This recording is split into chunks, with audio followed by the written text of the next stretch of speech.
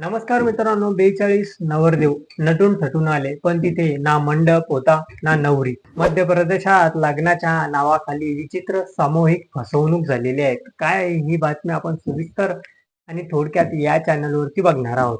चला तर मग, मी सचिन नाईक आणि तुम्ही बघत आहात आपली राजनीती चॅनल.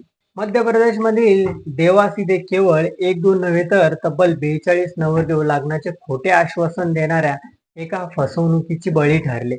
हे सर्व नवरदेव लग्नाचा शाही पोशाख परिधान करून आपापल्या वरातीसह देवसला पोहोचले आणि पुढे काय झालं हे आपण थोडक्यात बघूया. त्या अगोदर चॅनलला नवीन असेल तर सबस्क्राईब नक्की करा. मात्र तिथं पोहोचल्यावर त्यांना ना लग्नाचा मंडप आढळला, ना नवरी आणि ना व्यक्ती सापडली. तिथे जिने या लग्नाची व्यवस्था करण्याचे आश्वासन दिले होते तेच तिथे नव्हते.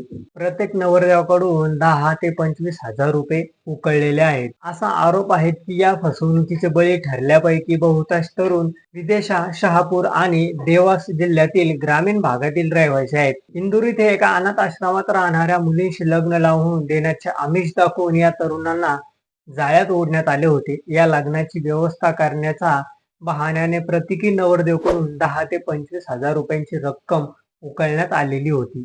फसवणूक करणाऱ्यांनी काय आश्वासन दिले होते याकडे आपण थोडी नजर टाकूया. फसवणूक करणाऱ्यांनी एका अत्यंत पद्धतशीरपणे आखलेल्या योजनाचा भाग म्हणून सर्व संबंधित व्यक्तींना देवस इथे बोलवले होते.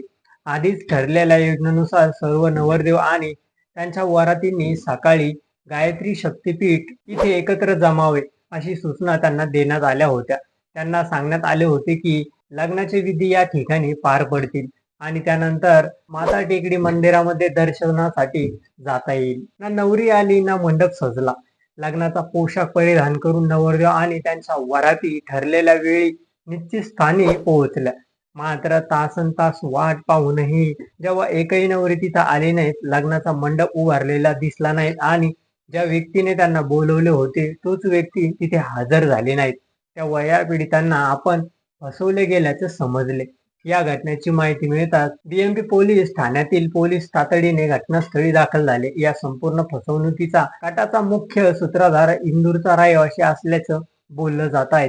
तर तुम्हाला काय वाटतं याबद्दल हे आमच्या चॅनलच्या कमेंट बॉक्स मध्ये नक्की कळवा आणि व्हिडिओ आवडला असेल तर चॅनलला लाईक आणि सबस्क्राईब करा.